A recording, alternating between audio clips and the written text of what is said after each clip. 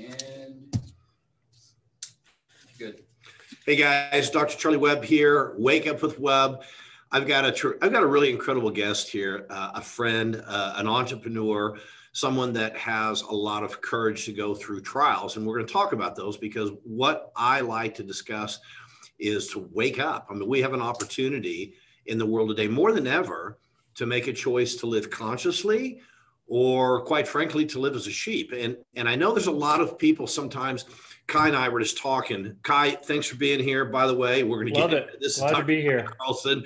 But we were just chatting right before you guys came on, and we were talking about, you know, there's this fine line of wanting to be informed, and to be informed means you have to step away from the media. It means you have to step away from Google, but at the same time, going in and getting informed can pull you down a rabbit hole too. Isn't that right, Ky? That's right. And so we do have to be careful. We can be pulled away from all this stuff, but what we can't do is just sit back on the fence in a neutral position and just kind of go, well, you know, whatever's to be is to be. And I guess that's not helping anyone. Either you're in the foxhole or you're not. And we have a responsibility to be aware of what's going on, and a responsibility to be a good steward in every part of our life. Our business, we have to be a good steward in. That means prepare. Our family, prepare, be a good steward of a family. Our finances, everything. When we see a storm coming, the storm is upon us. What are you going to do to get through? Did you prepare for the storm? And what did you do now that we're in the middle storm? And the storm's probably going to get a lot worse. But that doesn't mean we're supposed to be in fear. It means we're supposed to be prepared and use discernment and understand and reach out to people like-minded that actually want to do something good for this world and focus on that. And so this is about conscious living, being present. It's not for everyone, but if you're here, I'm thinking it's probably, you probably should be here. So Ky, I'd like to share a little bit. You know, I met Ky back in 2012 when I just started FBC, and we're trying to figure out if you were my number 5 or 6 or whatever. Anyway, you were within my first 10 clients. Yeah.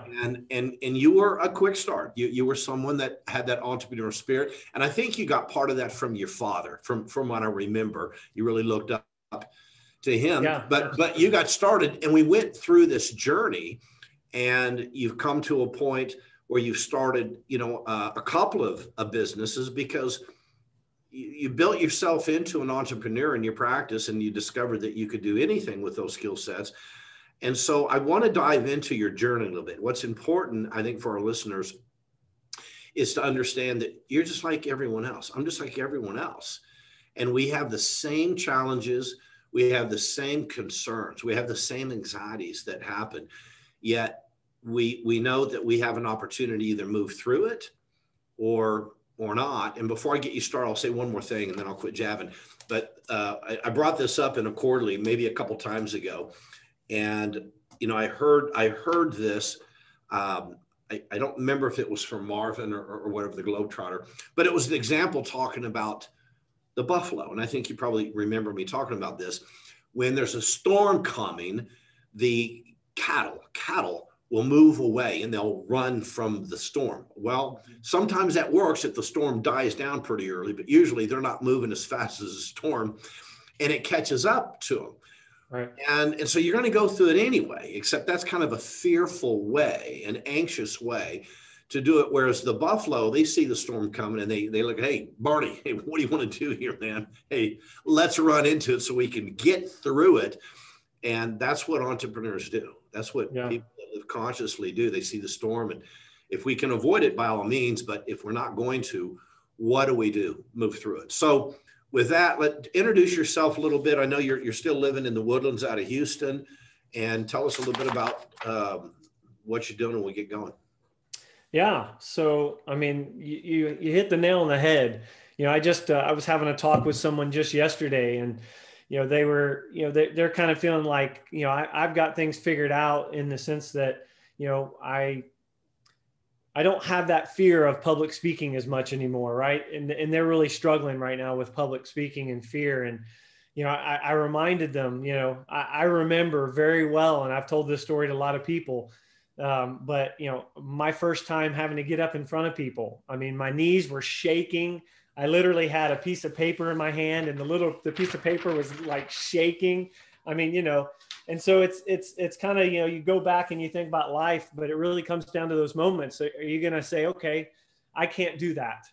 Or are you going to say, you know what, I need to practice that and get better, and build that courage, which is really, facing fear and building up under it in anyway.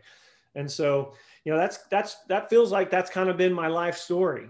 I mean, I am a quick start, but in doing that, it's gotten me into a little bit of trouble sometimes, because I jump in before I really know where I'm doing or what I'm doing. And so, I think that the biggest thing that I see going on around me for my own self, because this last year, my wife and I ended up basically starting another new company in the midst of the pandemic. But I go back to, my first company, and that was starting my practice in 2003. And, kind of thinking, oh, I'm just going to hit the ground running. And I did, in the sense of starting it, but then becoming a boss and getting employees and getting people. And really, if I'm just real transparent for the moment, I'm going to tell you that I was a terrible, terrible boss. I was a terrible business owner. I was harsh with my employees. I was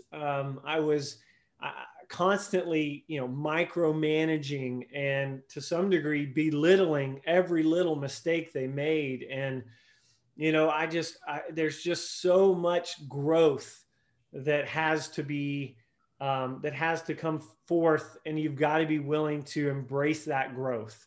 And that's really my journey when I think about it.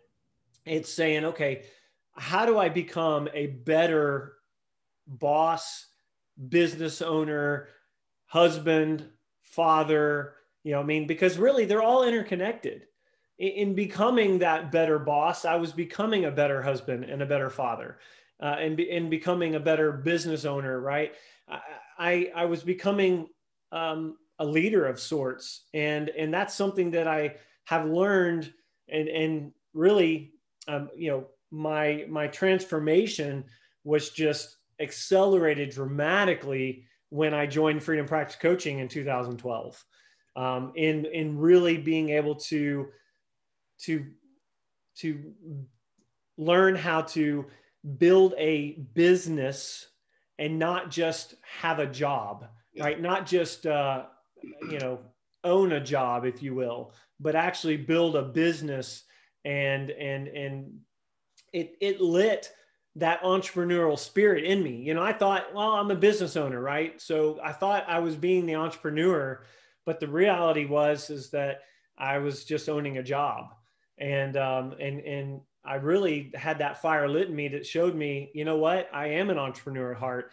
I do want to own a business. I do want to learn what it takes to be better at all that. And so, I've got a lot we can talk about in that journey of becoming that better boss, better business owner, better husband, father. And I'd love to share more of it, but we can dive in. I'm going to pause just for a second, because you brought some things up.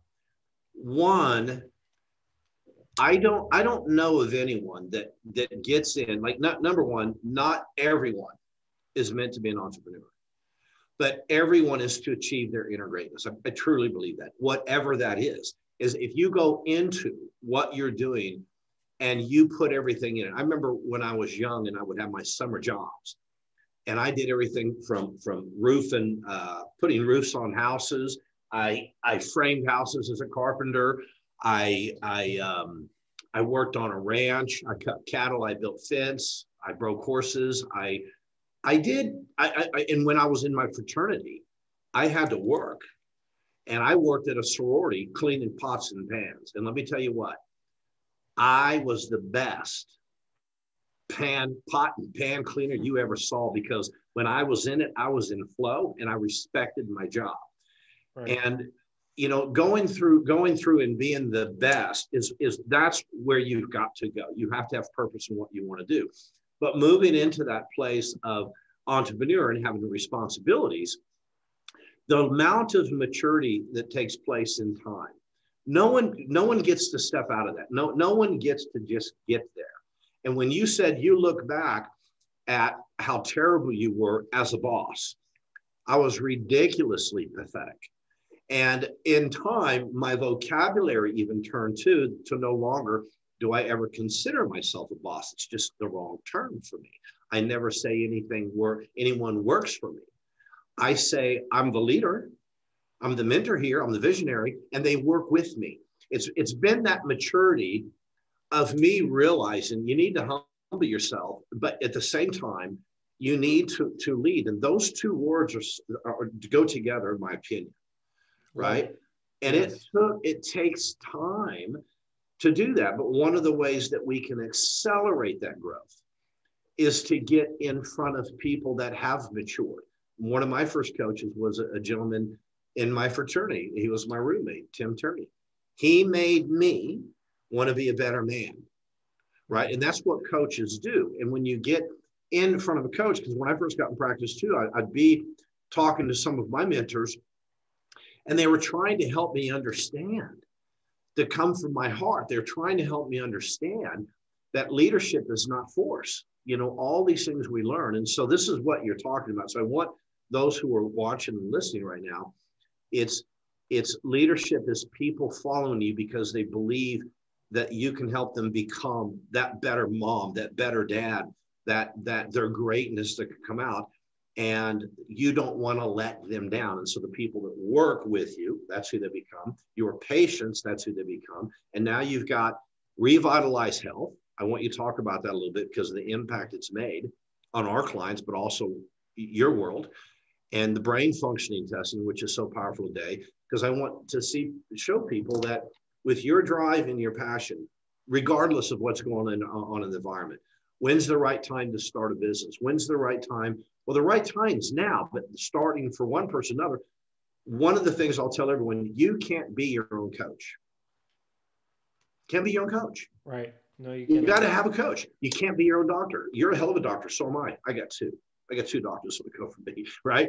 So you can't be your own coach. You have to have that. So you've done this and you've been coaching, but your journey to step out of practice and then this whole other business. What happened there? Why'd you make that decision? Because you very successful practice in Houston. I know some of the story, but generally speaking, was it your purpose? What are some of the things that you just said, I'm going to, Lori, we're going to do this. We're going to do this. What happened? Yeah, I think it's probably similar to you, Charlie. I have a huge passion and purpose that I've, dug deep into in regards to helping to spread the message of personal responsibility in health. And I had my solo practice and was doing very, very well, especially under the FPC system. And so I decided to buy a practice that was actually about an hour and 15 minutes away on the south side of Houston. So I'm on the north side of Houston. Houston's huge. So, I mean, we're talking basically a completely different area, if you will.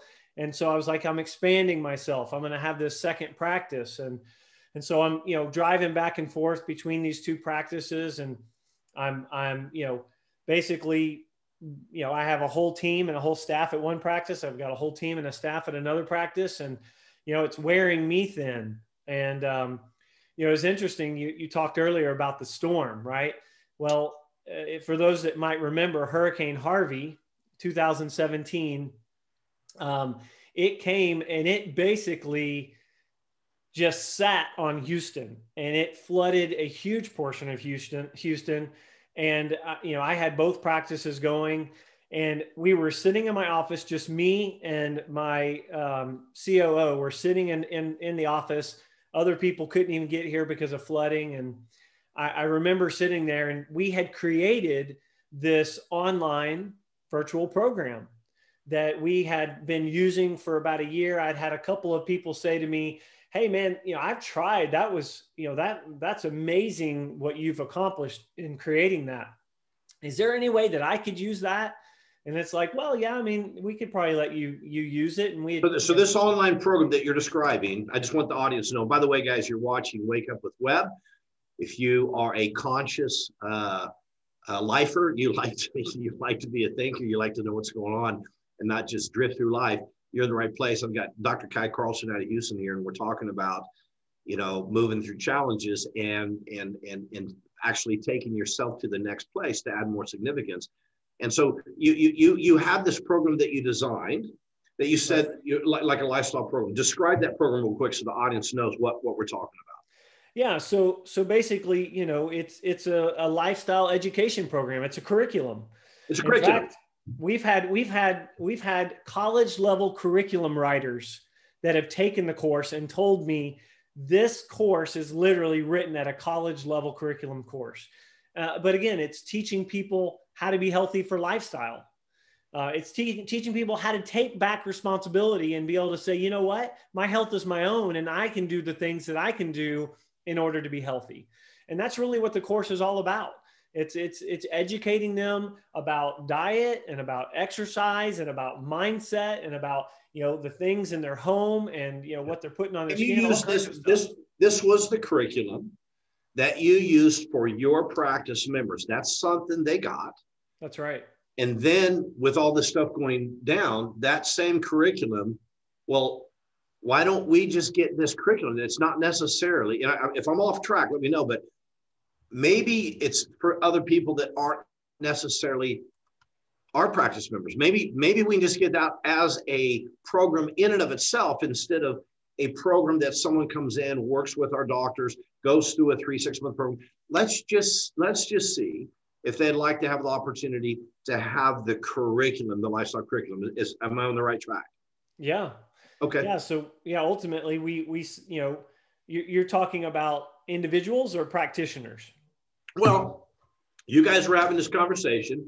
This is a really great program. Why don't you get that out? Where'd that conversation lead? I know where it led, but right. Did it first start, hey, let's work with FBC and get it out? Or did it start, why don't we market this? Yeah. Well, actually it started with, how can we expand it? And again, I now have it for both offices, but how can we expand ourselves and without having to go thinner and try to expand it ourselves? And it was like, well, I've already seen what it looks like trying to spread myself so thin. Maybe these other practices would be willing to use it and utilize it with their clients. That's right. So I'm expanding the reach in that way. And so we sat down as a team. And again, I kind of said, you know what, we can either keep trying to do both, right? And work with trying to, do this online program and curriculum and expand that, and also do our practice, the two practices. Or we can make a decision and we can say, you know what, we're going to put our time and energy into doing this. And so that's what happened in the midst of that hurricane. In the midst of the storm, Houston kind of shutting down. It's like, hey, let's use this time and let's get this and let's go to practices and see if this is something they'd be interested in using for themselves. And we can white label it, if you will, right? We can brand it so that they can take this same education and make it their own, put their name on it. We even have it where they can actually come and be part of it. So that's what we did. And so that was August. We first came to FPC in January, and I think we had 24 practices that signed up in January saying, this is exactly what I've been looking for. So I hope I answered your question. Yeah, you did. And you said something else that I'm not going to let the listeners let this just bypass, because, what you experienced was a decision to change. Now, you weren't in a fatal situation where we got nothing to lose, we have to do this. You had a successful business. Right. I remember when I went to Mindy, I had started Freedom Practice Coaching, still had Imagine Wellness. We had done extremely well at Imagine Wellness, and we were doing very, very well. And after, I guess it was several months, I don't know how many months, I came to Mindy and I said, it's time to move. Now, her idea was to keep Imagine Wellness Center and do FBC. That was her idea. Right. I mean, maybe to transition out a little bit, but it wasn't to just move. And I came to her, and I remember we were standing by the back door, and I said, it's time to move. And she said, what do you mean? I go, I'm ready to go ahead and go full time in the Freedom Practice Coaching. This is where I am now. This is where I feel my purpose is. I don't fear I'm not the guy that looks for security. That's just not me. But most people do want that. And I think most women, that's a tendency. That's who they are. They got to secure the home and so forth. But my wife's always been very, very confident in my decisions. She supported me 150%. But are you sure? Are you sure this is the time? And what about this? And I don't know. I don't recall the conversation lasting more than 2 minutes. And she just said, okay, I'll support you. And you were in the same position with your wife, your team. That's right. And I want people to understand those are the kind of decisions that you have to make if you want to make the biggest impact. That doesn't mean you have to be a fool. It doesn't mean that you just jump ship. You moved in a way, you had some places to go like us, but you knew that you could only focus on one thing. In fact, when you went to the second practice, you know how I feel about that. It's like double the overhead, right? Why do that? But right. So the best mistake I ever made, Charlie. Yeah. I know it forces us into things, but I commend you for having the courage. And the only way that you can have courage is because there is fear there and you move through it. There's no such thing as courage without fear. So people, if you're wanting to make a move, if you're wanting to expand, if you're wanting to do this, and you just need the courage to say, I know I can do this. I don't want to look back at the end of my life and wonder why I didn't do it. You have to pull the trigger on these things wisely. My wife, she was thinking correctly. Is there a way we can transition? In my mind, I had already done that. I had proved it out. We had clients. We were going. So I believe in my mind we're good. And it was the best decision I ever made. Right. It was a wonderful decision.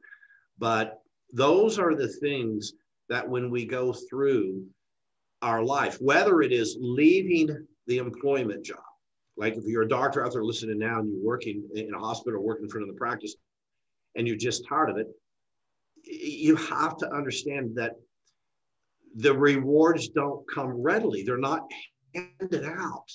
They're earned, right? You earned where you at, but you need the courage, and you need if you have a significant other, that you need that person's support. And thank God I have that. I know you do, Laura. I know she supports you. Absolutely. And so that's a beautiful thing. But so moving into that, what was the biggest challenge that you can remember that you ran into, that if there was a time that you went, oh shit, did I make the right decision? Did that happen? Or was it, no, I know I made the right decision. Shit happens. I'll get through it. Yeah, I don't know that I ever doubted the decision because I am kind of that, once I make up my mind, I'm going to push in to that decision. But I had that same conversation with my wife. She's extremely supportive. And I will say that, that was August, and basically we had, I guess I could have that, the moment you said was we had our first, I guess I would call it rendition of Revitalized Health was we went to a quarterly in November, and we really didn't get much traction. Everybody kept saying, I don't want your name on everything.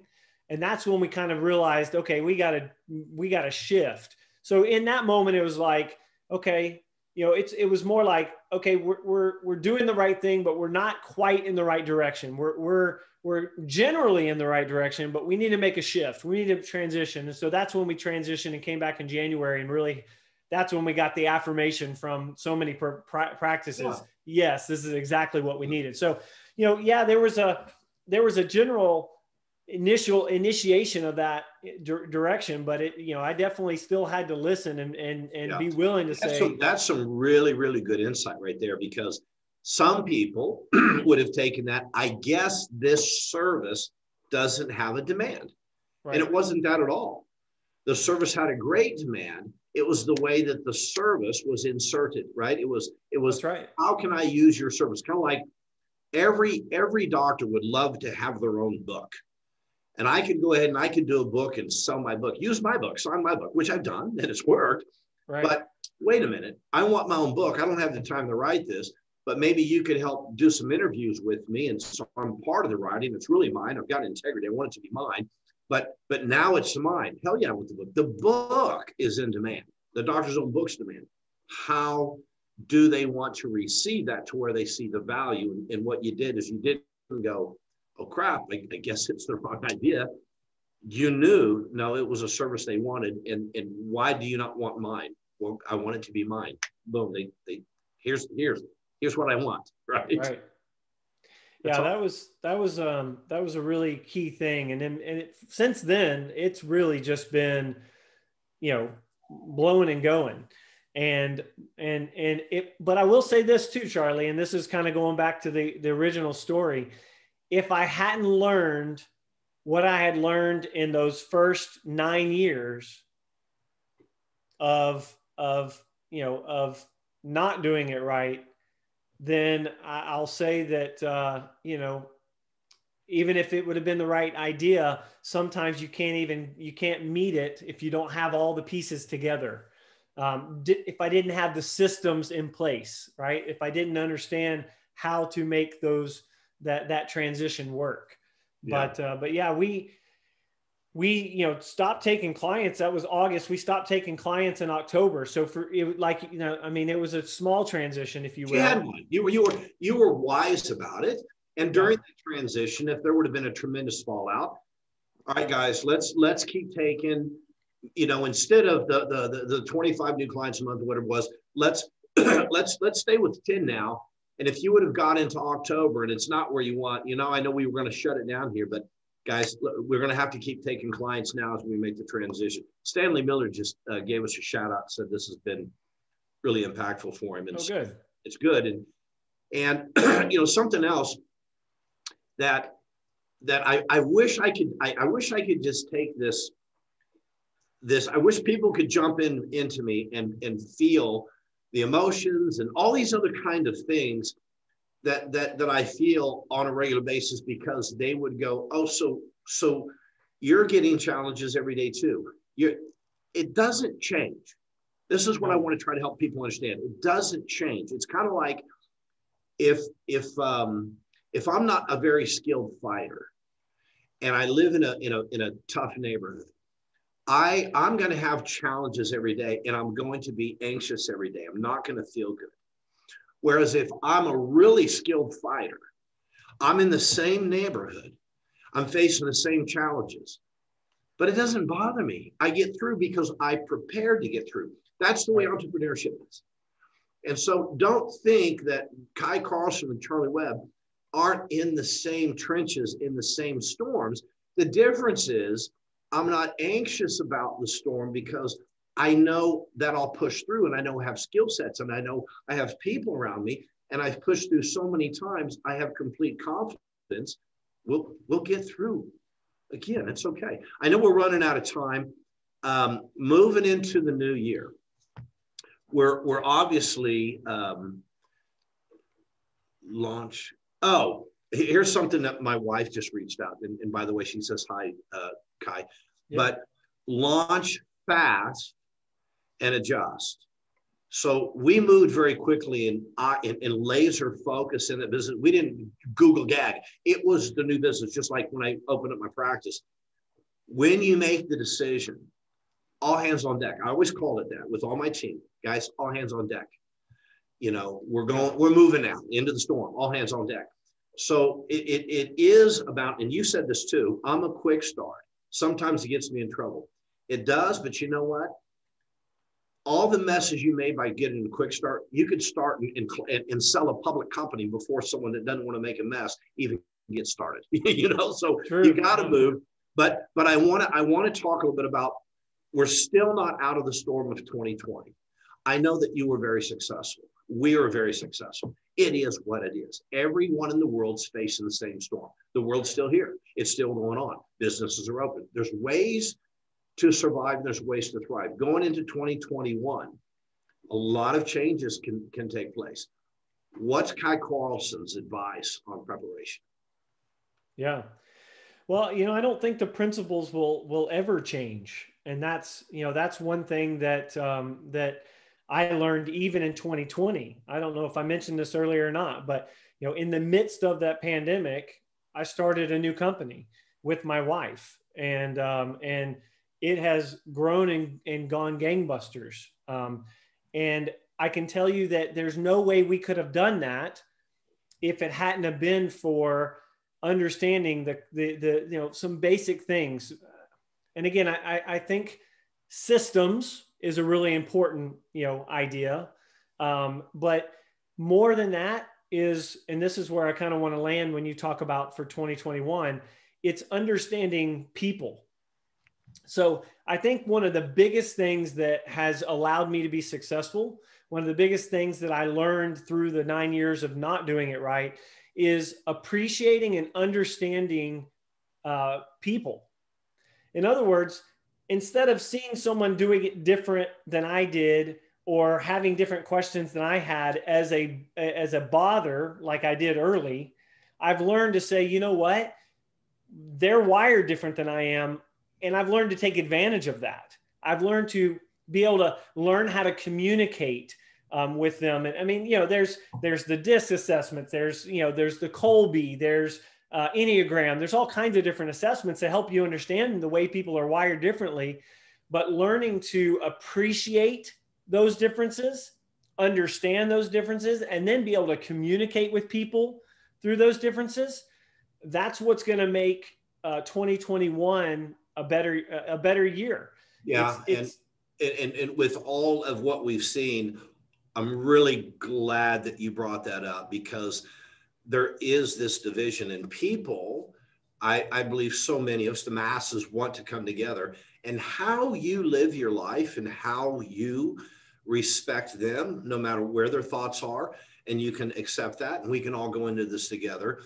That's going to help. And when you said, I took advantage of that, I want you guys to understand, he didn't say I took advantage of them. He said, I took advantage of understanding the situation and helping us come together, help connect to that person, so that person could say, you really listened to me, Ky.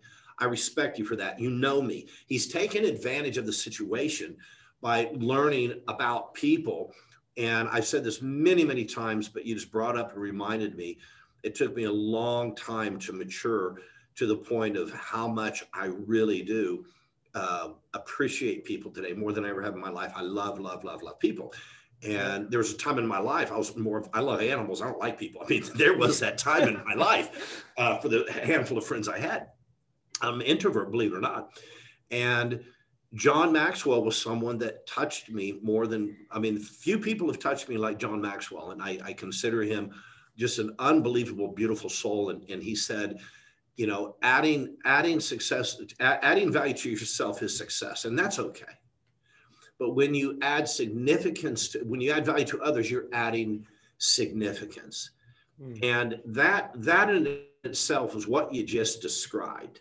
Yeah. Is what are you doing to add significance in other people's lives? Because when you focus on that, you got no letdown.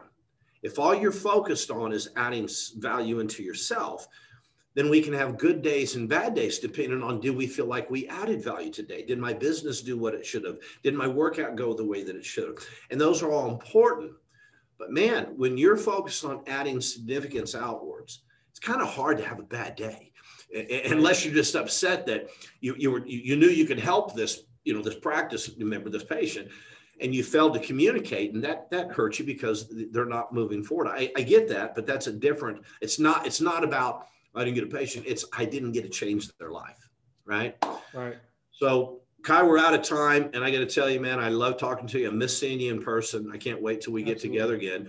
But I want to personally thank you for putting Revitalized Health together. Yeah. because it's impacted our clients. It's made our job easier, and it's made their job easier. You're a true entrepreneur, and I can't wait to get back on in the near future. We'll talk about brain functioning testing and stuff like that and see how it goes in the future.